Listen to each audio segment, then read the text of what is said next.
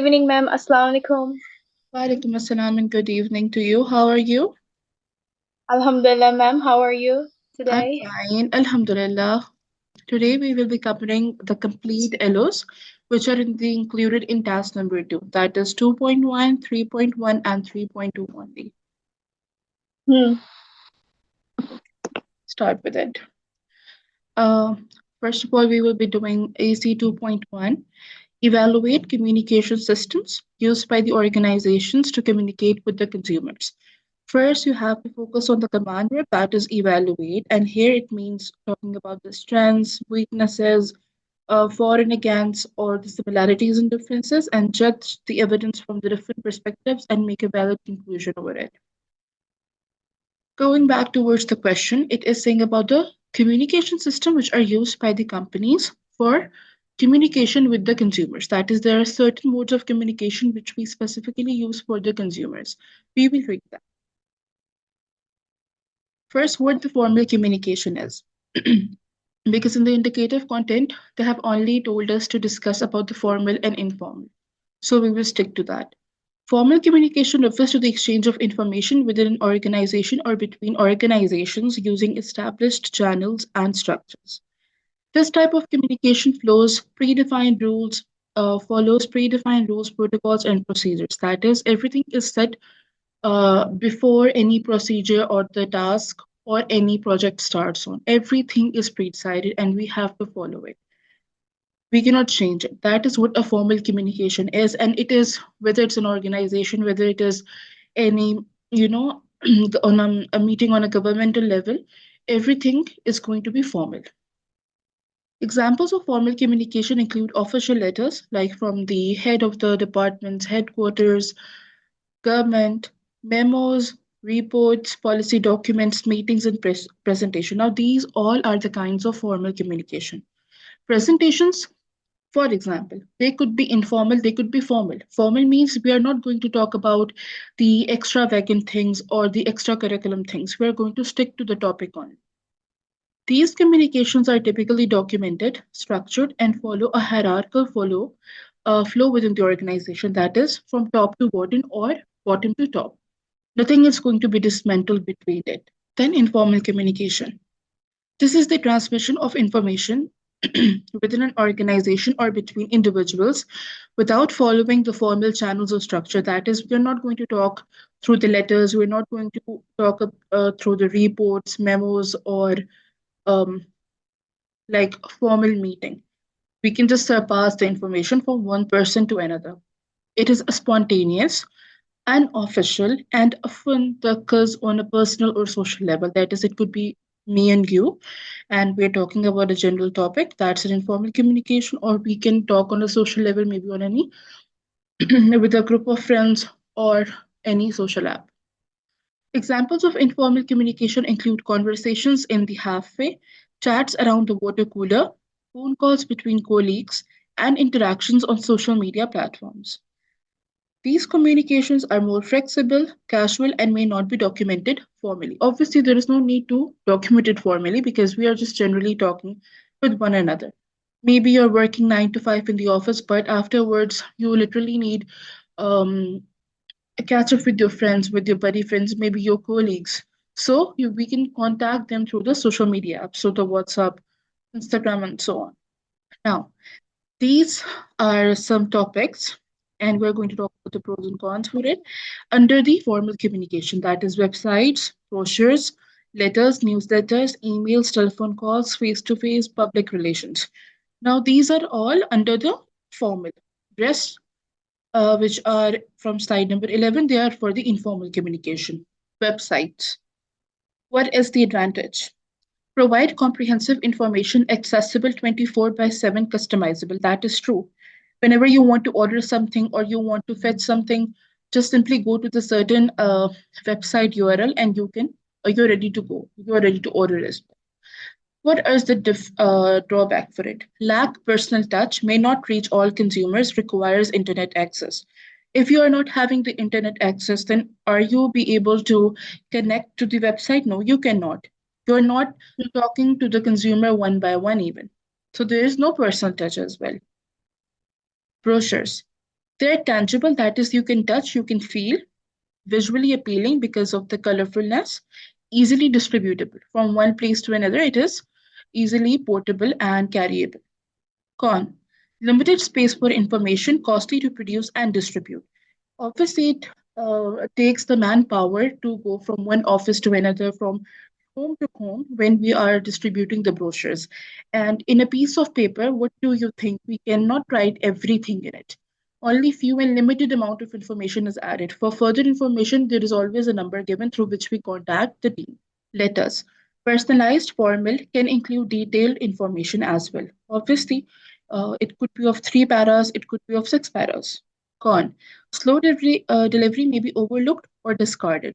Maybe because of the weather, the letter could be dismantled and the words could be dismanaged as well. And it happens as well.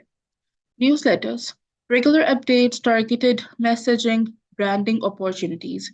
Newsletters are published on a weekly basis as well, or on yearly basis as well, on the regular magazines, which are distributed annually to the colleagues in the organization. Now, what they have told us in that, we have the targeted messages, the achievements, and it is basically a branding opportunity. What is branding? The branding of the goodwill, your reputation of the organization. Con. Potential for the overload may be seen as a spam. Sometimes what happens is when we have when we are having a lot of newsletters, we feel like it's a junk in the email section and we automatically delete it. Emails. Fast delivery, cost effective, easy to track responses. That is true. I don't think that a further explanation is needed in it. Email are quite accessible and yet a part of formal communication. Con. Risk of being marked as spam may not reach all recipients. Sometimes what happens is we also, just with a blink of an error and an eye, we sometimes just select the wrong email and it literally goes there. We cannot delete it. So it's a big con. Telephone calls. That is one-to-one calls, immediate interaction, personal touch, opportunity for the clarification. That is, if you have any ambiguity, if you have any problem, you want to give a review, you want to file a complaint, just hit a call. Con, intrusive, time consuming, not suitable for all consumers. Maybe a person who is in America, right, or in Canada, right now they're having a sunrise and we already had sundown and a sunset here in Pakistan. So there is a lot of differences. So we cannot totally rely on the telephone call. That is why it is intrusive. Face to face. Right now we are having a audio conferencing on a Zoom call. If we just start a video, then it's a face-to-face communication. However, what's a con? Time consuming may not be feasible for the remote consumers. Maybe they are doing work at the moment. They cannot attend or they get up in a formal dressing and attend the meeting. However, they can do listen it up, or talk through the audio conference. Public relation enhances brand image, reaches wider audience, fosters the trust. When we are going to have a good relationship with the consumers, this means we are having a good relationship with the general public as well, because your product is getting assumed and accepted by larger people. Maybe you're having parties or free seminars through which you're distributing the samples. So we are making the public relations stronger with them. Con, costly, requires expertise, difficult to measure impact. Yes, this is very true. It is very costly. We obviously it's on depending on the budget, but again it is costly and it requires expertise, consultancies, and very, you can say, high propaganda people. And it's not even easy to measure it. Maybe there are so many people who are buying the samples, but in the end they're not satisfied. So what do you think? It's it's kind of waste as well. Maybe you're having the sale, you have sailed out all the samples, but ultimately, what's the problem? The problem is you are not able to measure it. The impact is not fruitful. Now, informal communication. In this, we are having social media. The advantage is wide range, interactive, real time communication. Why? Because social media platforms are very different and they are vast. Everybody is interconnected through it. Con, lack of control over messaging, potential for the negative feedback. Why negative feedback? Because it is open to the public. Everybody can comment on your reel, on your video, and any person literally can message you as well. So it could be in a positive way, it could be in a negative way. Blogging establishes expertise, fosters community, boosts the search engine optimization. SEO is search engine optimization. Why blogging is called the booster of the SEO? Because when you are in contact with the PR agencies, with the collaboration agencies, what happened? They make you reach out to the general public. You have seen many times that we are just scrolling onto the Instagram and we see just ad of a particular brand which is influenced through an influencer. That is what boosting of an SEO is. Con, time consuming requires consistent content creation. That is true. You have to be unique in the market, only then you can be rich among the people. Ma'am, could you repeat again the vlogging, the pros one, pros advantages? Advantages of the blogging. Yes, yeah, you just mentioned something like boost, search engine organization or something like that. Yeah, search engine optimization. That is Optimism. SEO. Mm. Here I'm talking about that when we are connected as a blogger, as a vlogger, both with the peer agencies, with the collaboration agencies, they help us to make us in the front of the page, in the front search, through which the general public gets attracted from us. Like you have seen that, I can obviously give you the example of my country, Pakistan. In the COVID time, there was an influencer, Mariam Parvez. Literally, for me, she makes a crap content, honestly. But that is what is accepted by the general public of Pakistan. Literally within the days, she was able to reach with the million subscribers and followers on the Instagram and the YouTube too. First, she influenced the people from the Instagram, then from the YouTube. And who helped them? Like, who helped her to get this opportunity and this rank? The Instagram itself, the influencers, the co influencers, the PR agencies, and the collaborative agencies. They send you the PRs, you charge them, and then there are literally millions of people who buy those products. Then. So, this is how the search engine optimization works. Yeah, ma'am. Now understood. Okay. Influencers tap into existing audience, authentic endorsement, potential virality.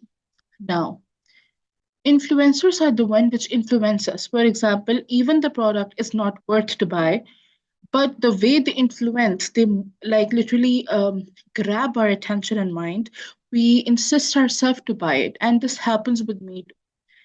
I don't know why, but I knew it. It's not good for me, but I end up paying for it.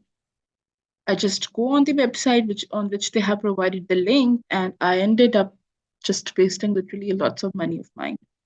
It is due to the influencers' influence because the way they cope up with the So, reels and the stories, yeah, you get yeah, attracted they to it. attract. Yeah, we get attracted and we're really getting like excited to buy this brand and we Honestly, waste our time on that. I Yeah. remember one influencer was branding her own sunscreen, and I don't Yes. know I think why. I heard like I ended mm, up buying and wasting my money, and when the product I received it, you won't believe that it was stinky. I was smelling so much smell from it mm, that you can't even imagine. I was mm. like, why the hell I literally ordered it from the website. So this happens a lot. We just get influenced because Yeah. you won't believe the comments, the ratings, they are even also purchased. You want to make yourself come on the front page of any e-commerce page like Amazon, Daraz, Alibaba Shopping, Shein. We can pay them and they will help us to do it. That is what SEO is too. That's another type for it. So everything goes on like this. Costly, limited control over the messaging, risk of negative association. That is true. Even the influencer, they can block you up, they can stop the messages from which people they want to see and from which people they don't want to see the messages. They have the whole power to it. Because when you are an influencer, you get the professional dashboards, which normal people do not get. Yeah. When you're not satisfied with the product, for example, when Hmm. any customer who not satisfied with the product, so when they're going to ask, like, we have bought this, but it's not suiting in our skin or something, you know. Yeah. It's a simple real life scenario. You have understood now that what the formal and informal is having. It was quite easy. Here's a Yes, ma'am. scenario. Let's read it. XYZ Retail is a growing online and brick and mortar retailer specializing in the fashion apparel. That is, this is an organization which is in store as well as online, both way, and they are working on the fashion dresses. Most probably the because it's an apparel, so it's going to be formal dresses. With increasing consumer inquiries, the XYZ retail recognizes the need to evaluate communication systems to enhance consumer service and satisfaction. So this was their main part. They want to enhance the system of the communication so that the service of the consumer can be increased to a betterment. What they could do for the email perspective. XYZ Retail can use email to send order confirmations, shipping updates, and respond to the consumer inquiries promptly. However, there is a risk of emails being overlooked or ending up in the spam folders, potentially leading to the delays in communication. Very simple. Whenever we place an order, we do get a confirmation email too. That's what it is. Phone calls. Phone calls provides a direct and personal way to address consumer concerns or provide assistance with the orders. While effective phone calls require dedicated staff and may not be suitable for addressing all the consumer inquiries, especially during the peak times, like during Eid or any function. It's a peak time, the delivery gets damaged, even you cannot attend the calls all the time and solve the queries. Social media. XYZ Retail can leverage social media platforms like Instagram and Facebook to engage with consumers, showcase new products, and address inquiries publicly. Ma'am, However, these are real life scenario examples, right? Real life yes, scenarios. like because we have Okay. assumed organization here now, that is why it's a real life scenario. Negative feedback or the complaints with social media can quickly escalate if not handled properly or appropriately, requiring vigilant monitoring and timely responses. If you're not uh, deleting the bad comments on a daily basis, or you're not blocking the irregular, or irrelevant stuff from the Instagram particular pages, what happens? There is a lot of junk which gets holded up in the back, and it literally makes your profile to reach less people. So that is why people hire more than one and two social media managers and digital marketer as well. Live chat, like you better know it. We can go live on Instagram as well. It helps us to directly interact with them. But what happened? What's the disadvantage? People can literally comment bad as well. You cannot stop them. Consumer portals. Implementing a consumer portal allows the XYZ retail consumer to track orders, manage returns, and access the personalized recommendation. However, setting up and maintaining a consumer portal requires initial investment and ongoing technical support. Obviously, when you are in a customer portal, this means you have to access feedback from them. You have sent the parcels to them, they have received it. Now you have to, they are going to give you the feedback. However, what happens if there is a problem in the internet or there is a weak connection? Then it can abrupt everything. Based on this evaluation, XYZ Retail may decide to implement a combination of communication system tailored to their consumer preferences and the nature of the inquiries received, that is, the problems, the insistence. For instance, they may prioritize email and live chat for the order related inquiries, while utilizing the social media for the brand engagement and consumer feedback. So, this is what they did. For the problems of the consumers, they literally dedicated the email and live chat for that, and to just make themselves best in the digital marketing industry, they are using social media. So, this was the example. Now, going towards another assessment criteria, analyze the impact of organizational relationships on effective communication. Here, the command verb is analyze, and the question is about the impact, the endorsement of organizational relationship on effective communication. When the organization relationship is not good or bad, what is the effect on communication? We will discuss that. First, team cohesion. What is team cohesion? Let's discuss this. First, I think we will be discussing the definitions, and then I'll be going towards the indicative content. Team cohesion refers to the degree of unity. That is how united you are, how harmony or sympathetic you are, and cooperation among the members of a team. It reflects the extent to which team members work together towards shared goals, trust and support one another, and communicate effectively. For example, in a cohesive environment or a team, members collaborate seamlessly, share ideas openly, and have a strong sense of camaraderie, leading to increased productivity and morale. This is simple. When we are working in a team, that's what we're doing a cohesion. And it's a teamly cohesion. Everybody's participating. Everybody is sharing the ideas. Whether you're of a lower level or you're of an upper level, there is a good cohesion going on. That is what a team cohesion is. Then personal conflict. Personal conflict arises when individuals within an organization experience disagreements, tensions, or the disputes due to the differences in the opinions, personalities, or the values. It can manifest as interpersonal conflicts between colleagues, supervisors, or subordinates, because it could be among any of the one in an organization, because it's a personal conflict, it's a personal grudge. For example, it may occur when the team members have conflicting priorities, communication styles, or unresolved grievances, leading to strained relationships and disruptions in the workflow. If you are not setting aside your personal conflict while you're at the workspace, what happens? It is going to hinder your work. So it's very important to just forget it or to resolve it as soon as possible. Favoritism. Favoritism means also known as nepotism or biasness occurs when the certain individuals or the groups receive preferential treatment, that is, a treatment on an upper hand, or privileges over others based on personal relationship, affiliations, or arbitrary criteria rather than merit or qualification. This is literally a trend in Pakistan whenever we have a era of Nawaz Sharif, Shehbaz, the Sharif family basically. The hardworking students, the hardworking candidates, the colleagues, they always end up in the last. And the people who are literally the most stupid one, the failures, the disgusting ones, they are on the higher positions. It is a nepotism of a government by the political party. For example, favoritism may be evident when the managers consistently promote or reward employees who are friends or the relatives. This is true. We have seen in many educational sectors when you have a relationship of a friendship or a relationship from a background family relationship, then they always give you priority more than the other teachers, regardless of their performance, leading to resentment and demotivation among the team members. So what happens? You get demotivated. That's like very obvious. Hierarchical structure, line management, and culture. Now, these are the part of your indicative content. Let's read it. Hierarchical structure refers to the formal arrangement of authority, responsibility, and communication channels within an organization, typically depicted as a pyramid with multiple levels of management and supervision. Do you know what a pyramid is? It's in a form of triangle from top to bottom. That's what a hierarchical structure is, from the board of director to the lower level management. Line management. The system of Ma'am, from high level, ma'am, I didn't get it. What did you say? From high to?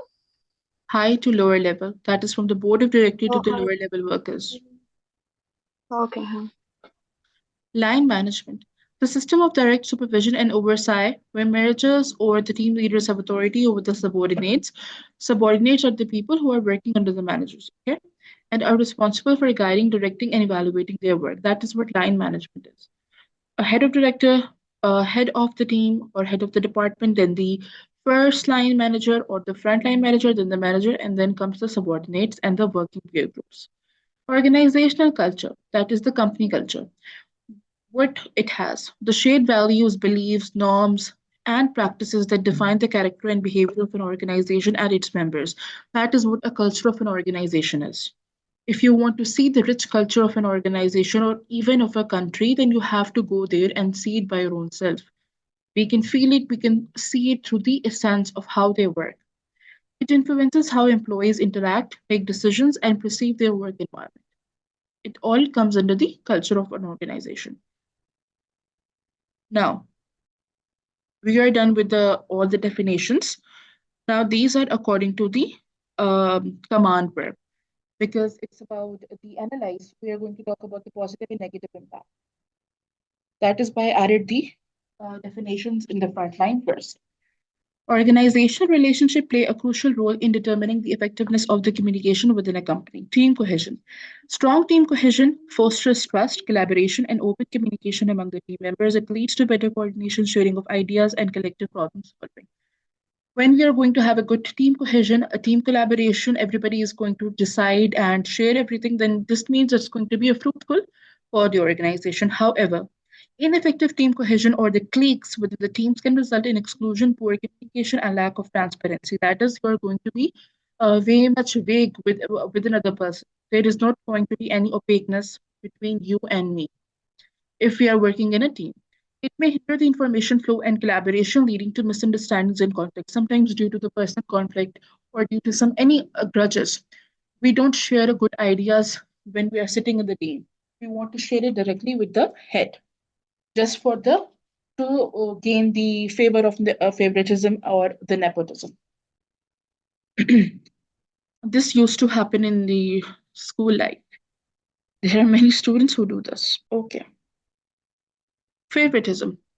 Fair and equitable treatment promotes trust and loyalty among the employees, facilitating open communication and teamwork. That is, having a balance, whether you are a man, women, or anyone. Be fair with it. Recognizing and rewarding employees based on the merit fosters motivation and engagement. That is, if you are, um, what do we call it? If you are acceptable for that certain motivation, achievement, or what do we call that? Recognition, then definitely you should accept it and you are going to motivate as well. However, perceived favoritism breeds resentment. That is the one which is not like you are you want to be favored by your managers, you want to be in his or her eye, but sometimes they are not able to do that. That what happens, you feel low, you feel demotivated. That is a resentment, distrust, and demotivation among those who feel unfairly treated. We are working day and night and you're not even literally motivating them, then what's the use to do so much work? It can lead to clear communication barriers and a toxic work environment, impeding effective collaboration and productivity. That is why people they always say, whether you are in a working organization or you are in office or any home, any hospital or any certain area, corporate sector, it's always to talk rather than holding up that in your heart and your mind. It's better to speak up and resolve everything as soon as possible. Line management, effective. Ma'am, I think we missed something actually. I think personal conflict, maybe we didn't explain about the positive and negative impact. Yeah, after team cohesion, we started It was favoritism. supposed to be, yeah, yes, ma'am, yes, ma'am. Here it is. Hmm. Constructive conflict resolution can lead to improved understanding, better decision making, and innovation, and addressing the conflicts openly. It can strengthen up the relationship and foster a culture of respect and inclusivity. Why? What's a positive impact of a person conflict? Because it is going to help us if we are not going to add that up in our life, make that sure personal conflict is not a good thing. Why? Because it can hinder the decision making process. That is why it's a positive impact, that we should not add that up in our meeting or discussions. However, if we add that up, what's the negative impact? Unresolved personal conflicts can escalate, that is, it can increase, obviously, causing the tension, resentment, and disruptions in the communication. It may create divisions within the teams, hinder collaboration, and affect morale and productivity. When you're not going to resolve the problem, then there are going to be only problems and problems, and it can never end. Due to favoritism, hierarchical structure is left. A clear hierarchical Hmm. structure can provide clarity in the roles. That is obviously when we are talking about the pyramid organizational structure from top to bottom. This means everybody knows their roles and responsibilities. Decision making process. The higher authority has more power, the lower authority has less power. So the decision making is going to be depend accordingly. Streamlining the communication channels, it ensures accountability and efficient dissemination of the information. That is according to the levels. However, overly rigid hierarchies may stifle upward communication, that is, the one which don't give the authority to the lower levels. They think that they are the one who are going to take every decision, whether it's right or wrong. So it is a rigid hierarchy. As employee may feel intimidated or reluctant to voice concerns or ideas to higher ups. That is, they want to tell you the feedback, they want to discuss ideas, but they have not authority. They have no authority. It can create bottlenecks, that is, gaps, delays in decision making, correct, and hinder the innovation and agility. That is obviously when there is going to be only one way communication rather than having two-way communication. Then what do you think? There are not going to be good decision making nor innovation and unique product production. Time management. Effective line management promotes direct supervision, that is from one to one direction, from manager to the worker subordinate. Guidance and support, facilitating clear communication and the performance feedback. It ensures alignment with organizational goals and objectives. Negative impact. Poor line management can result in miscommunication. Why miscommunication? Maybe there is a grudge between the manager and you as a subordinate, and he is flowing wrong information to you. This is true. This happens. This politics happens in the industry. Even I got to, you can say, abide by it. So this happens because of jealousy, because of eagerness. Micromanagement, that is the small task management, and conflicting the directives. It may lead to employee disengagement, morale issues, and reduced productivity. So, if you do the first two problems, that is the first two line issues, in the perspective of line management, then these are the problems. That is, your productivity is going to be reduced, there are going to be your respect issues, your norm issues, and disengagement because you're going to less likely to talk with your manager. You're going to avoid him because sometimes. Ma'am, Hmm? Mhm. Okay, after finishing this, no problem. I was going to say I didn't understand the positive impact of line management. So we'll complete the negative impact, then we'll go with the positive impact. Okay, let me tell you that. Mm-hmm. When like a positive impact for the line management, you are directly Yes. under the supervision of your manager, then there are the less chances for the mistakes because everything is directed to you by him, and he is a direct subordinate, the manager of the board of director. So when you're going to have a good and a healthy relationship with him, this means there are going to be clear communications, goals and objectives are going to be achieved, and everything is going to be perfect when you have Mm. a healthy relationship with him.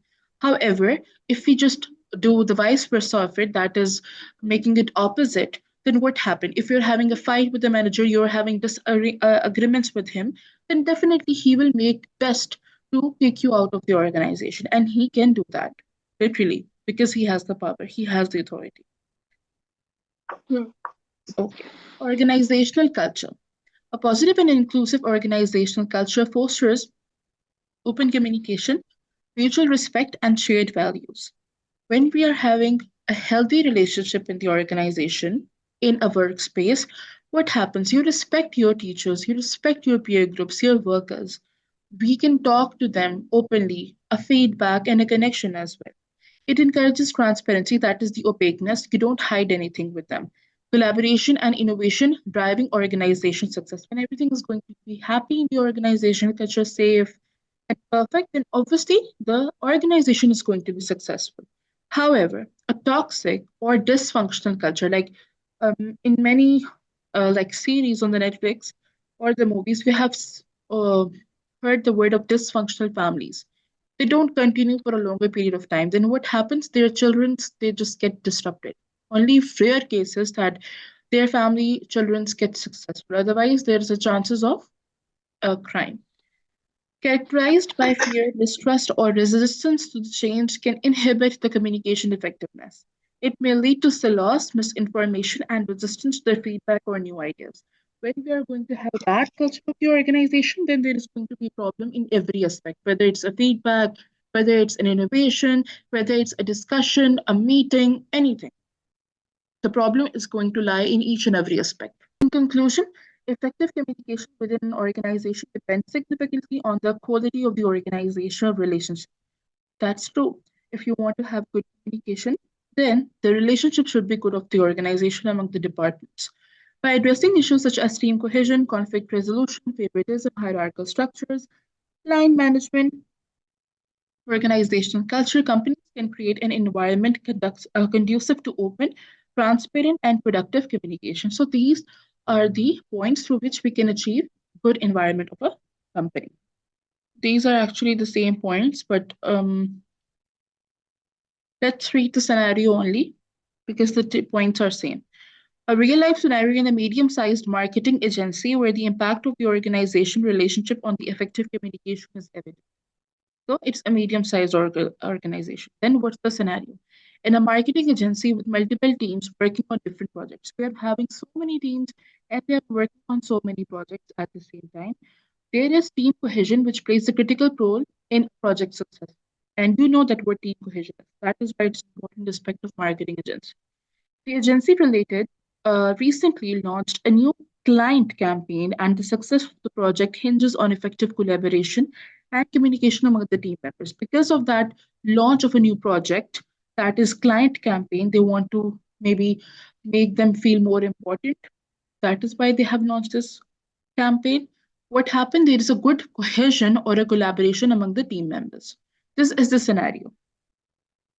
Now, what we will be discussing the positive impact and the negative impact on each and every point. Team cohesion. The project team comprises individuals from the various departments, including creative, strategy, and account management.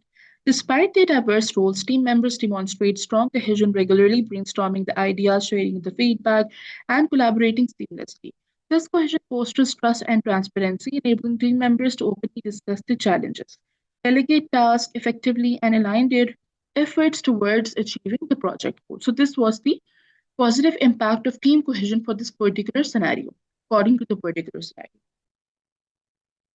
Personal conflict. During the campaign ideation phase, that is the one when they were perceiving the ideas, disagreements arise between the creative and strategy teams regarding the campaign concept. However, through constructive conflict resolution facilitated by the team leaders, disagreements are addressed promptly. They were resolved. By encouraging open dialogue and respecting the diverse perspectives, the conflict is resolved, leading to stronger campaign concept that integrates the creative and strategic elements effectively. Negative impact. So first, there were 2 points which we discussed in the favoritism: the personal conflict and the what was it? The team cohesion. In cohesion. Favoritism.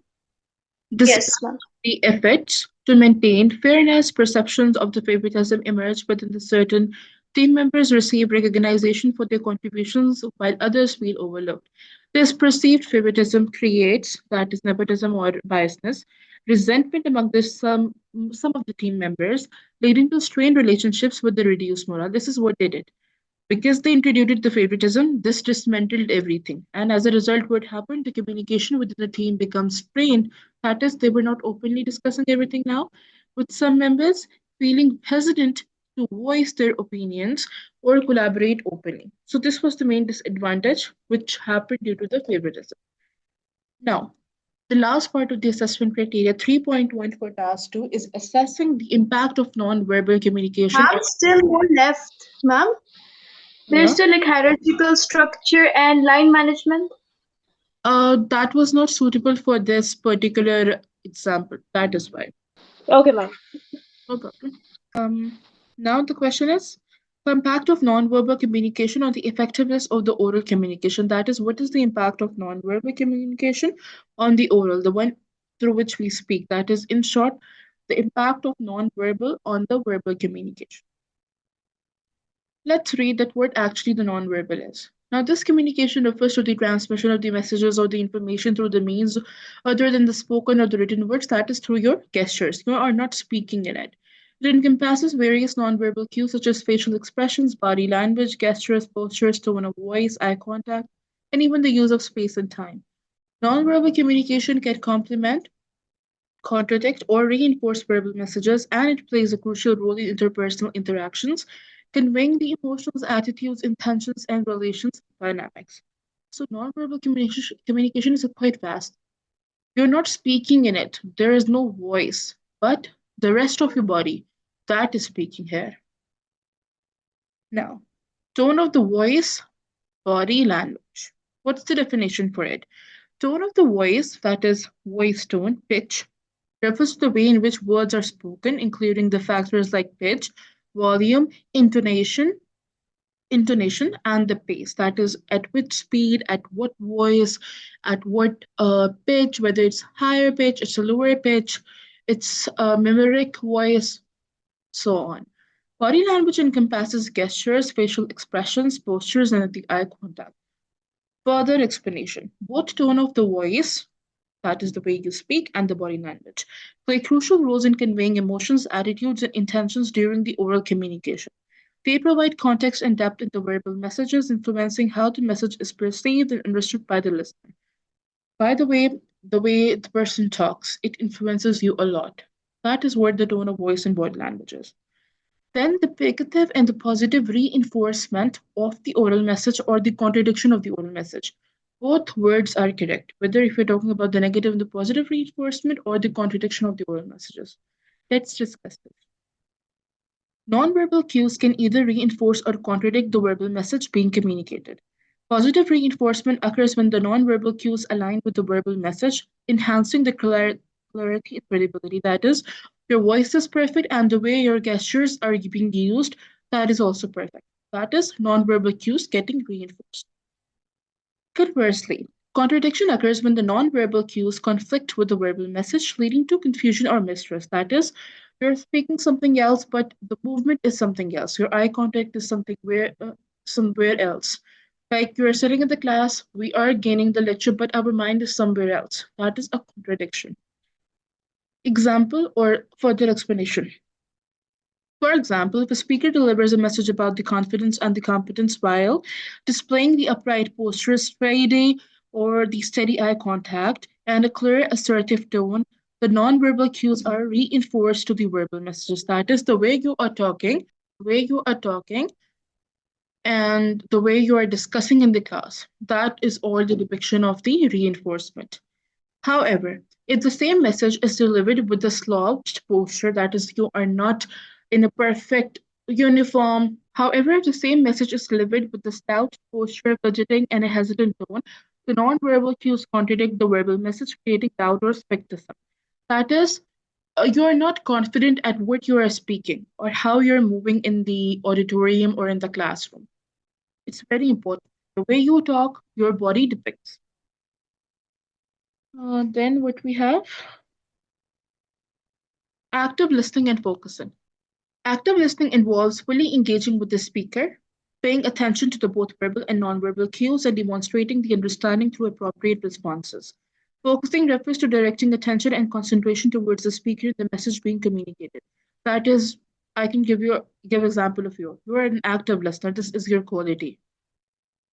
The moment I asked question from anywhere, you are active. Even if you even ask a question, you have understood the lecture before. Only then you are able to even ask the question. So this is your quality, and this is what an active listening and focusing is.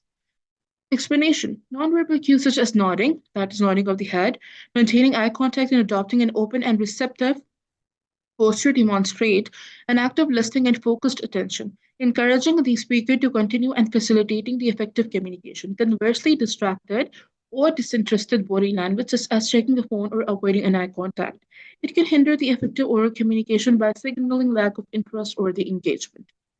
So, is it clear?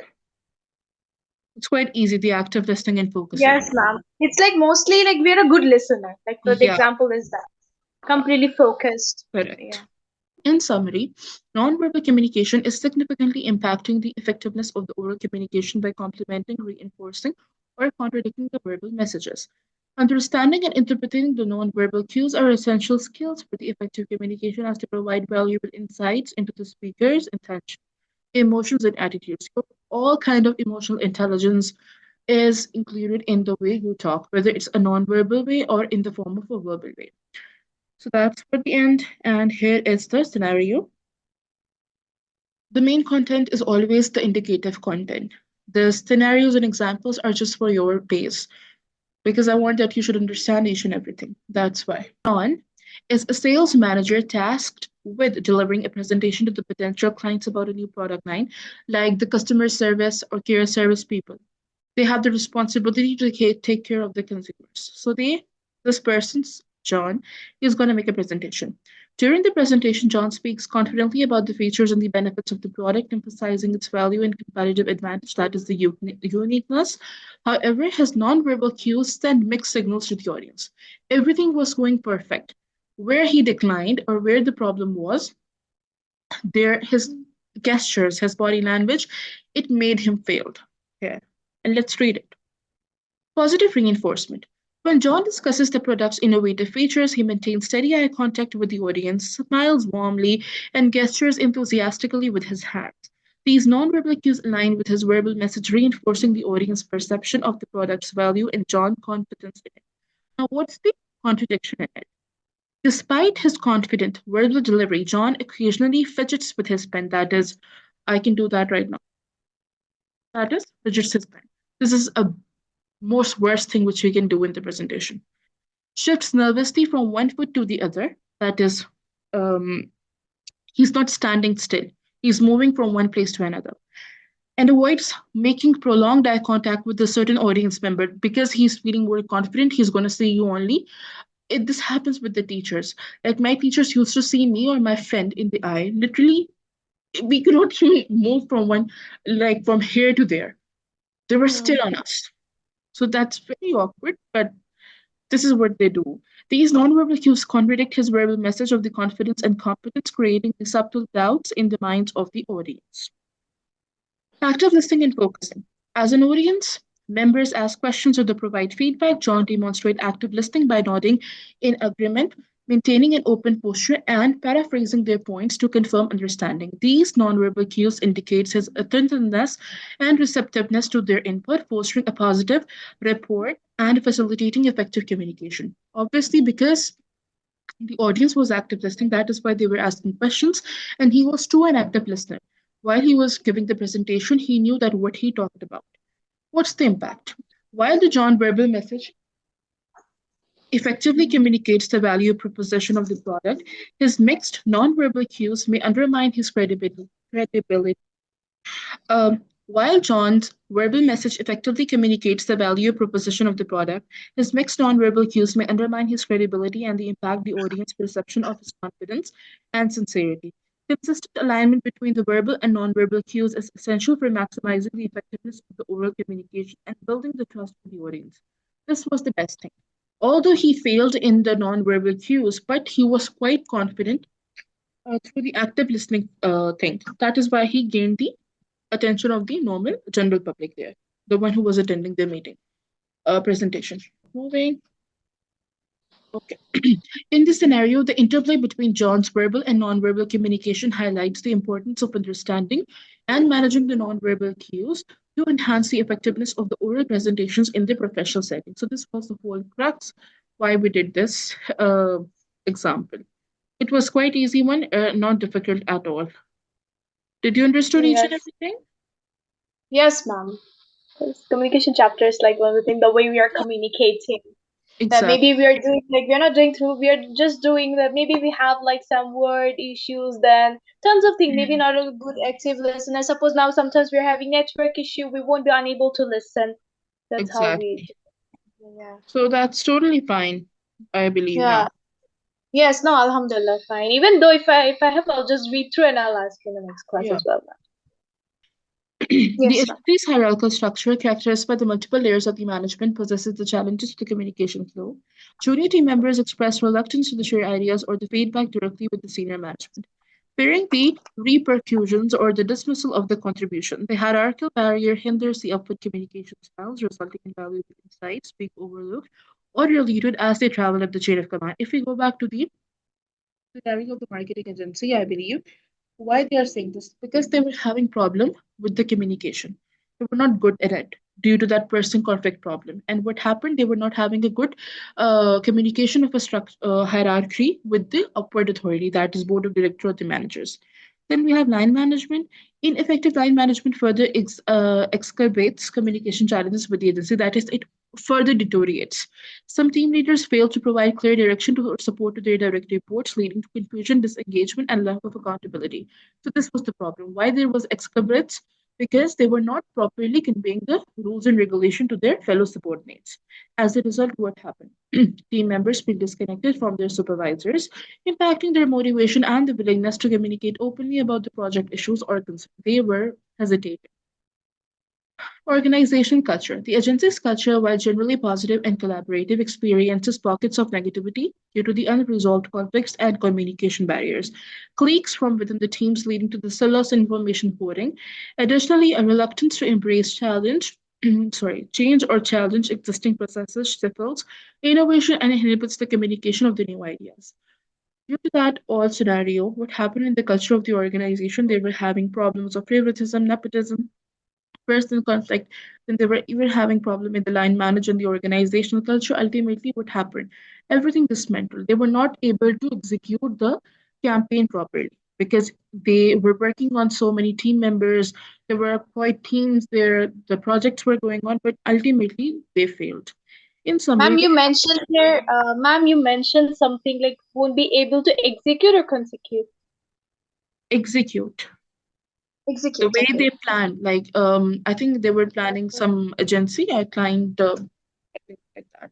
Hmm. Let's read that. What's that? Client campaign. They were executing the client campaign. They wanted to execute it, but they were not able Hmm. to execute it to fully because of these problems. Hmm. Lastly, by addressing these challenges and fostering a culture of open communication, trust, and inclusivity, the agency can enhance collaboration, creativity, and ultimately project success. So, first of all, they have to focus on themselves, then they can execute any plan if they want in future. So, it's clear now we did this part as well, which we were talking Yes, about. ma'am. Yes, ma'am. Okay. Thank you so much for joining in time and attending all the sessions, two of them, and Yes, asking questions too. yes, ma'am. Or probably even though if I'll have something, maybe I'll go through and again I'll ask, ma'am. Definitely, yes, you can. I'm always there. Yes, Take care, yes, Rosanna. ma'am. Thank you so much. Me too, ma'am. Take care. Yes, ma'am. Yes. Well then, Assalamualaikum.